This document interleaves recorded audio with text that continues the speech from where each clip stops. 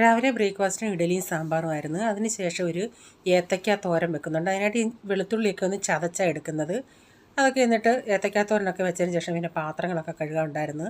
അതെല്ലാം ഒന്ന് കഴുകിയെടുത്തിട്ടുണ്ട്. അപ്പോൾ ഈ വീഡിയോയുടെ ഫുള്ളായിട്ടുള്ള വീഡിയോ ഞാൻ ചാനലിൽ ഇട്ടിട്ടുണ്ട്. അതിനുശേഷം കോവയ്ക്കയും ക്യാരറ്റും കൂടെ ഇട്ട് ഒരു മെഴുക്ക് പുരട്ടി ഉണ്ടാക്കുന്നുണ്ട്. ഇച്ചിരി മഞ്ഞൾപ്പൊടി മുളക് പൊടി ഇട്ട് ഇടയ്ക്കിടയ്ക്ക് ഒന്ന് ഇളക്കി കൊടുത്താൽ മതി. പിന്നെ പച്ച മാങ്ങയും കൊണ്ട് ഒരു മാങ്ങ പെരുക്കെന്ന് പറയാം, മാങ്ങ പച്ചടി, അങ്ങനെയൊക്കെ നമ്മൾ പച്ചടി ഉണ്ടാക്കത്തില്ലേ, അതുപോലൊക്കെയുള്ള ഒരു ടേസ്റ്റാണ് അതുണ്ടാക്കുന്നുണ്ട്. കൂട്ടാനൊന്നും ഉണ്ടാക്കാനില്ലെങ്കിൽ ഇങ്ങനെ ഈ മാങ്ങാപ്പെരുക്ക് ഉണ്ടാക്കിയ ഒരു മെഴുക്ക് പുരട്ടിയോ ഒരു തോരനോ ഉണ്ടെങ്കിൽ അടിപൊളി ഒരു ഊണാണ് നമുക്ക് കഴിക്കാം.